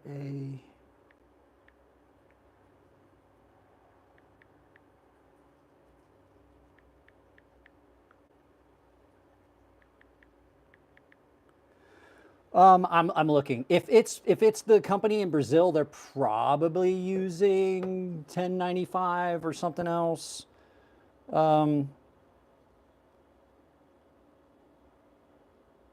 on Amazon. I don't know. You'd have to look it up.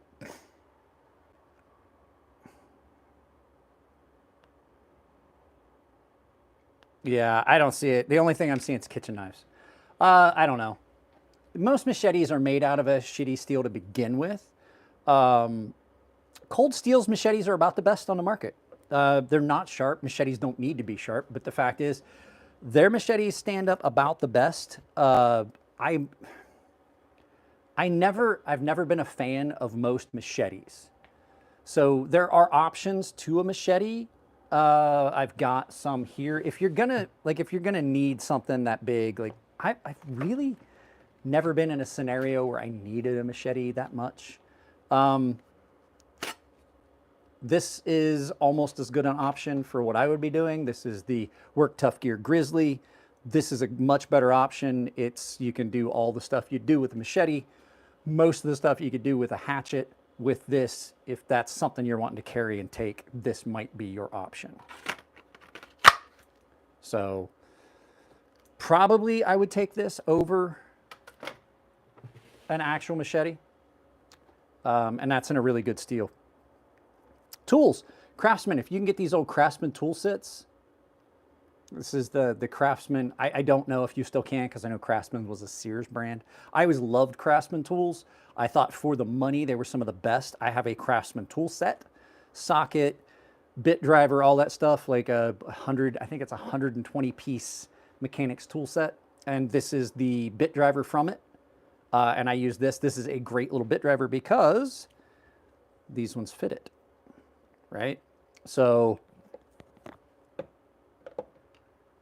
I do imagine a machete is handy in those scenarios, but I'm not in those scenarios. Anytime I ever went anywhere, I wasn't going into the jungle. I was going in the desert, and I live in Southern California. So where I'm going is going to be the desert. So it's not something I need. So haircut day. I had my haircut the other day. If you guys remember when I grew my hair super long to donate it to Locks of Love, I will never do that again. I spent so much time in the military that this is the most comfortable haircut for me. I love a haircut where I can comb my hair with a washcloth. Save money on shampoo. Like, I don't even really need, if I'm washing my face, I'm done, right? If I'm washing my beard, I got a little bit of shampoo in my beard. I just take the foam and there. I can wash my hair and beard with the amount of, well, that's lame. Let's find some stuff to fuck up with a machete. Not with this shoulder. Not with this shoulder, no more. How you, Swags? How's the kiddo?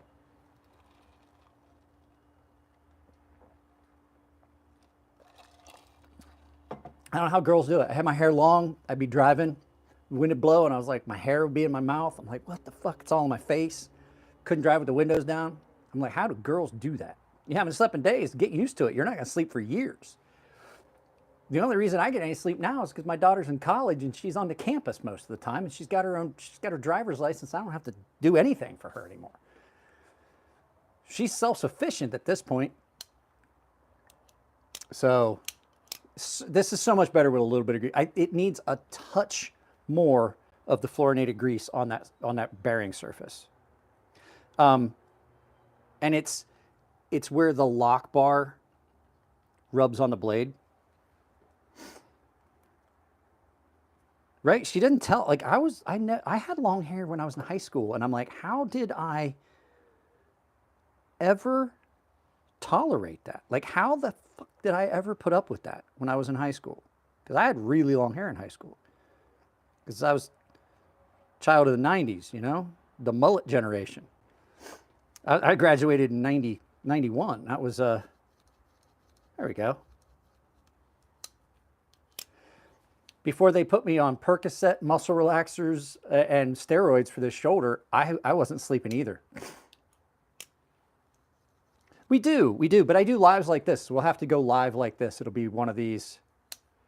I graduated in 91. I joined the Navy in 92, and I left and was in Japan in 93. I was in Japan from 93 to 2006. Oh, right, Rogero. I do these live feeds when I can. I don't have a set schedule for them. It's just, you know, when I fucking feel like it. I'm trying to get this. Well, I'm 50 years old, guys. I do this and I tell people, like, I do these videos and I tell you guys that I'm 50. And there's been so many people who are like, I don't believe you're 50. Well, I'm definitely, might not look like I'm 50, but I definitely wake up in the morning and I feel every minute of 50. I definitely do. I'm gonna turn this light off. Let's see if that light shines in the back of my eye. So I was born in 1974. Joined the Navy when I was 17 years old.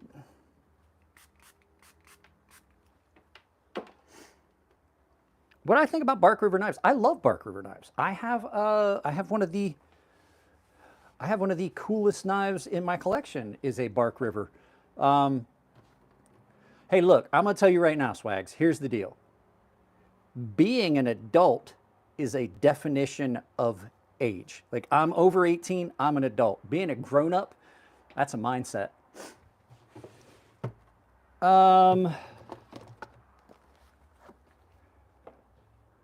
This is the Bark River Knives North Country EDC 2.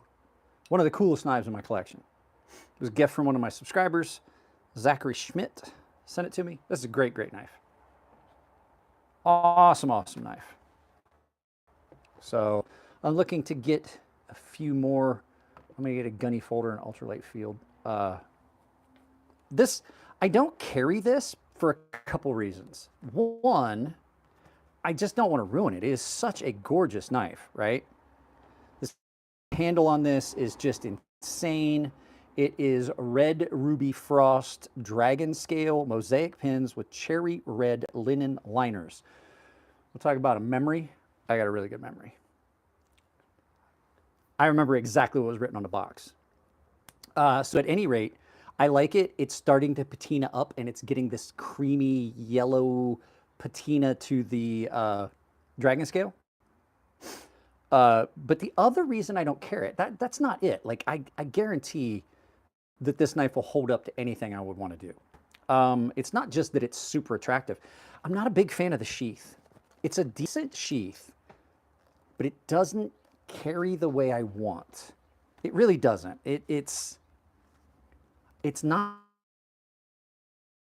the sheath I would want for this knife. So I may eventually get a sheath made for this knife that's more along the lines of what I want. But Right now, apparently there's a package showing up from FedEx, and I don't know if it's for me or if it's for somebody else. Hang on a second. I gotta make sure my dog doesn't go. Get in the house. Get in the house. Get in the house. I don't need you to come out in case they're coming here. He wants to run out and play with everybody, but he's 100 pounds and he scares the shit out of people when he goes charging out, and they don't realize he wants to play. So, yeah, the sheath on this is not quite what I would want, and it just doesn't carry the way I want. And the problem with this sheath is, yeah, I got to sign for something. Hang on, guys, I will be right back. What's going on? What is this? There you go. Emler. Oh, it's a pillow. Open that later when I need it. Carry the way I want, and it's a little loose.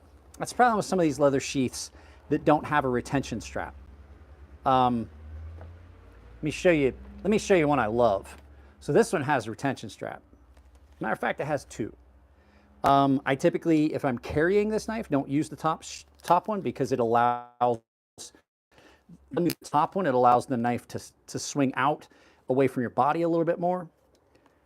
But this thing's great. Having a retention strap means I don't have to worry about that knife falling out and then something like that. So that knife may go to Spirit of the Bear over at Michael Spanger's Spirit of the Bear, and I dropped his card somewhere, and I need to get it picked back up because I don't have it anymore. But I may wind up getting something more similar to this for this knife. The problem is that this knife doesn't have a cross guard. Like it would have to be a short sheath, and I don't know really how. I want it to sit lower. What I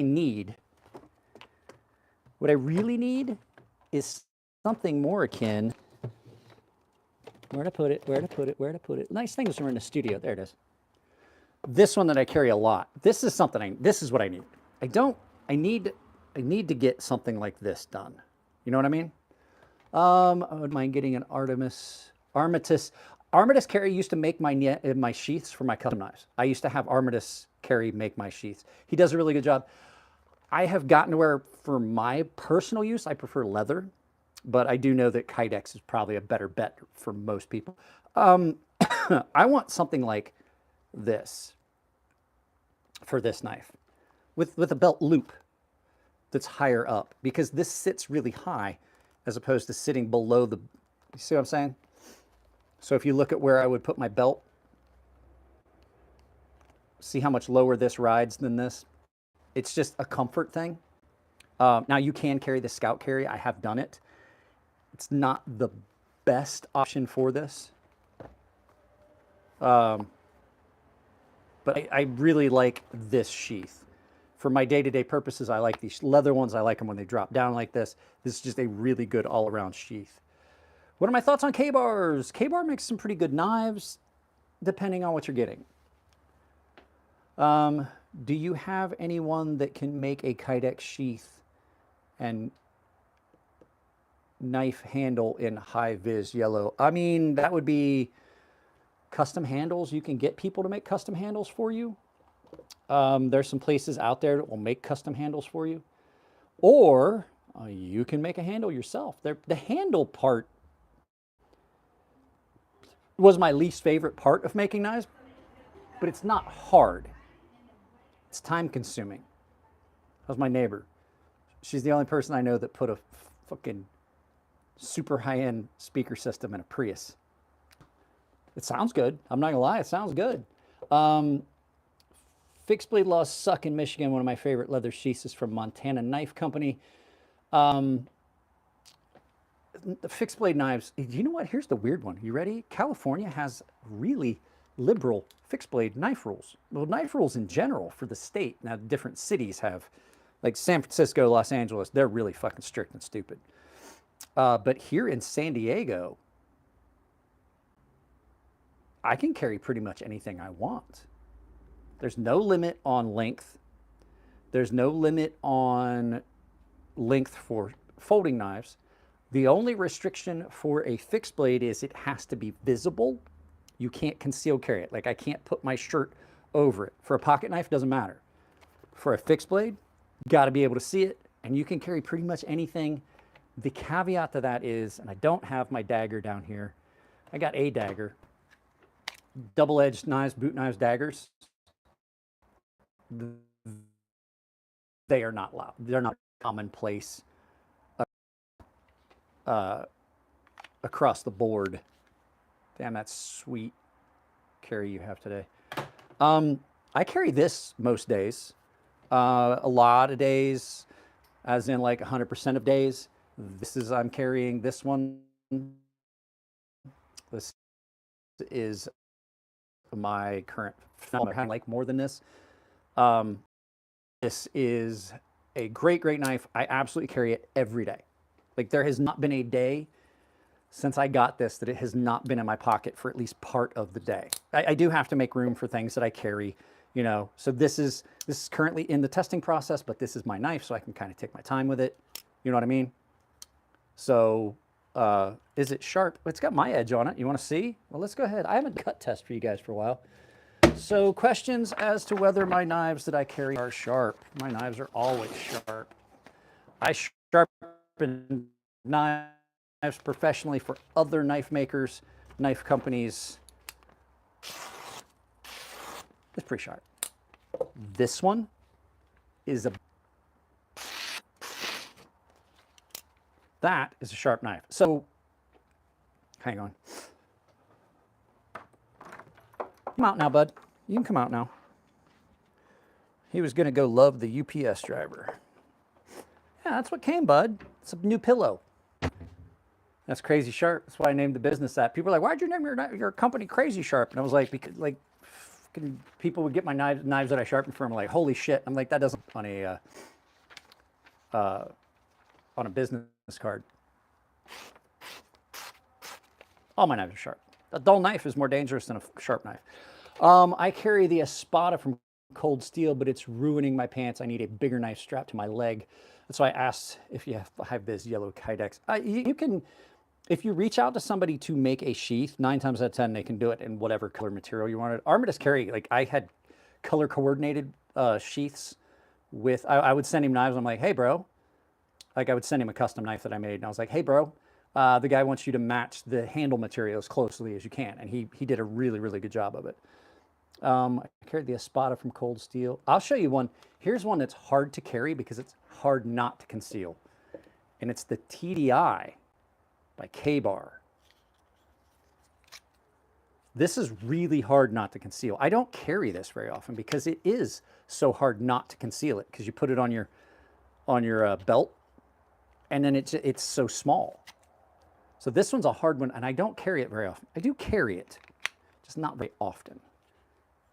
Because you're just constantly, if your sweatshirt falls over it, like now you're breaking the law. And like if you happen to get stopped and you get out of your car and your shirt falls over it while you're exiting your vehicle, now you've broken the law.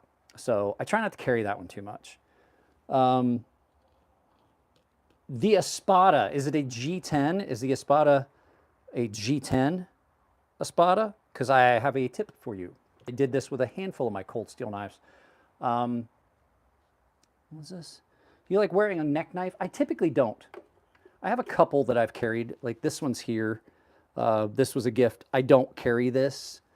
I used to only carry this when I do live feeds because I'd use the green screen, and it was the invisible knife. Yes, G10. Okay. Let me give you a quick tip. So for your G10, what I recommend is take your pocket clip off, and the area that your pocket clip is, take a piece of sandpaper and just sand the G10 underneath the pocket clip, because that's what's tearing it. This is tearing up pockets ever so slightly. It's not bad, but like you can see, this isn't as aggressive, but kind of the same thing. So what you could do is take your pocket clip off, take a piece of sandpaper, smooth the area underneath so that the textured G10 isn't rubbing. I have a knife here that does that. This one. Okay. I'm going to do it on this one. This is the Prado Laconico design. This is the heavily textured G10. I'm going to take this pocket clip off and I'm going to sand the area underneath it. It's going to allow it to slide in and out, and it's not going to wear. I don't like putting crazy glue on it, because then you get the white residue around the outside. It's just a little bit easier. Just take a, like, mark the area with like a pencil on both sides of the pocket clip, and then around it, and then just use that small area and just clean up. What I did the last time I did it, I took a pencil and I took an unsharpened pencil and I put the sandpaper on it, and I used that to do that fine sanding area there. And then I just cleaned it off with some alcohol, smoothed out the texturing, and it didn't tear up my pockets anymore. It was the one that I had was the Cold Steel AK-47, the full-size Cold Steel AK-47, and the Lawman. Both of those tore up pockets really, really bad. And so I just, a little bit of sandpaper, sanded that area. You're not really going to notice it, especially if you clean it up nice. It's not going to really be that noticeable. So that's what I did with mine. I use a Dremel with a buffer. Yeah, you can do that too. Yeah. I didn't want it to be polished. I just wanted it to be smooth. So sandpaper, because if you polish it, then you're going to see. I didn't really want to change the aesthetics of the knife, but I definitely wanted it to stop tearing up my pockets. So I was thinking about to stitch a piece of leather in my pocket area, but that's a good idea as well. I mean, you could do that. That's why I like 511s. 511s really resilient. Let me tip you guys up and I can show you what's happening with my pocket. Can you see here? And I have multiple knives that do exactly what we're talking about, where they just tear up your pocket. So hold on great, but they are definitely big and heavy. And a lot of it has to do with Cold Steel's, the way that they checker, the way that they texture that G10. They want it to be really grippy. I get that, but it also tears up pants like crazy. So, guys, I don't really feel good. I think we're going to do another like 8 minutes of this, and then I'm going to go rest. I really feel like I'm getting sick.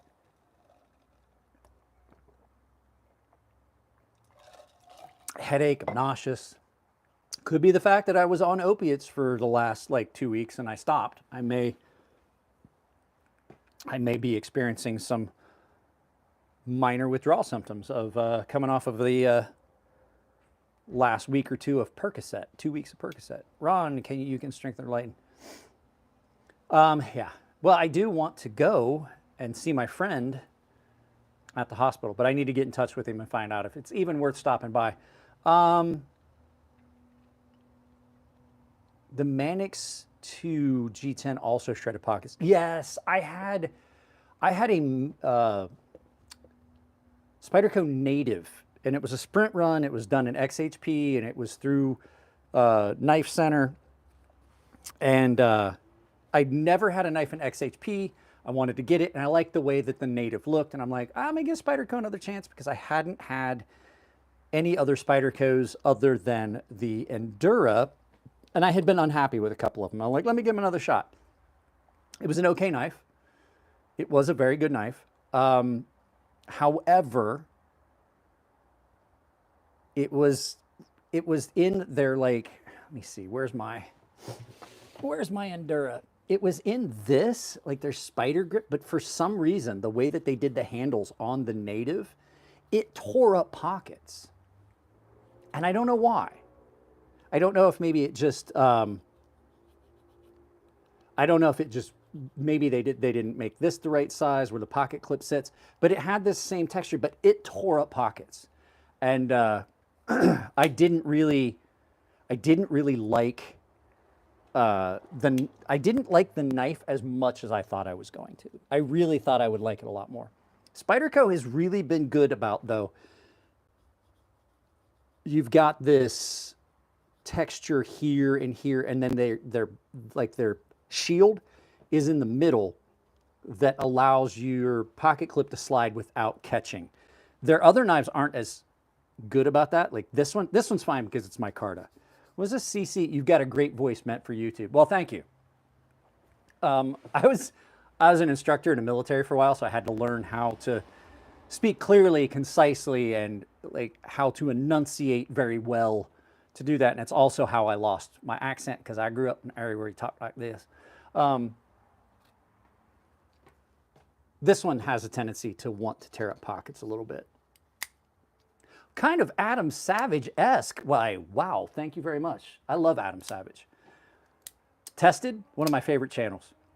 You guys want to know a secret? I don't watch other knife channels. I will check occasionally. Like I watch Jared's stuff long enough to get him the views.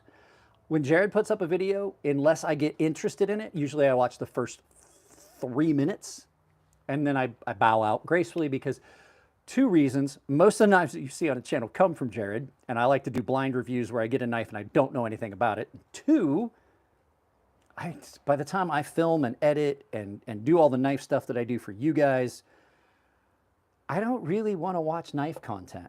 I watch like Warhammer 40K lore over on Luton 09. I watch a lot of body cam videos and cop videos. And I mean, I have an eclectic, I watch all kinds of weird stuff. Had a knife with a loose lock bar bent in a bit, helped the lockup and deployment, but it was a bit soft. Yeah, you can adjust things like that. That's the nice thing about knives.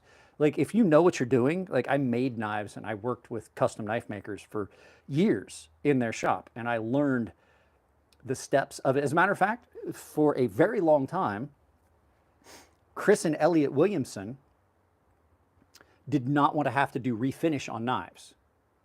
Like they didn't want to do refinishing. They do warranty work, but they're like, we do not warranty the finish. And they recommended me. They're like, you can either pay us to do it, which is going to be crazy expensive, or you can have Mike Emler do it, and he'll probably going to charge you less because he's got more time to do it. That's what he does.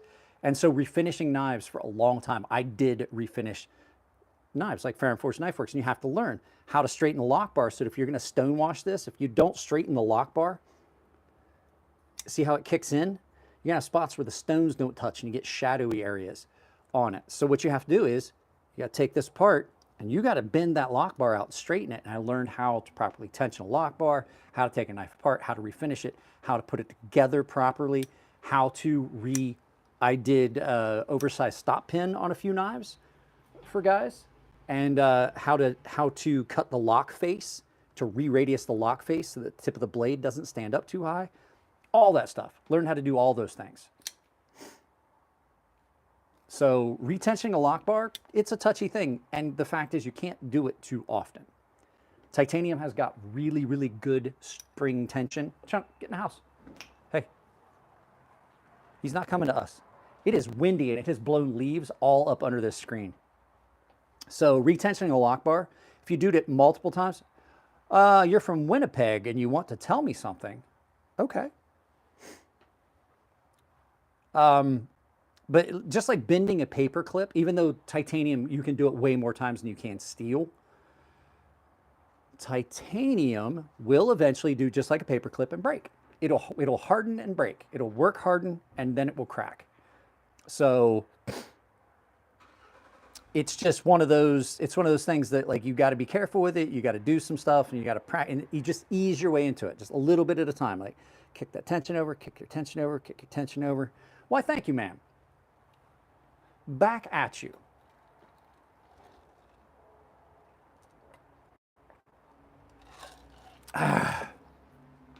Typically, that's not like super religious, but like when people try to get in here and start doing like, you know, too much religious stuff, that's when I'm like, hey, that's enough. Because it can be off-putting and polarizing to people. That's why I moderate my chat. So at any rate, we're going to end this. We are at 2 hours that we did this. I'm going to try and get cleaned up, see if I can get rid of this headache and feel a little bit better, and go visit my buddy in the hospital. One of those times that typically out of character, but if you would like to, I would appreciate thoughts and prayers for my buddy. He's been diagnosed with terminal cancer. I'm trying to spend as much time with him as I can. One of the toughest guys I've ever known in my life. And I'm just going to visit him.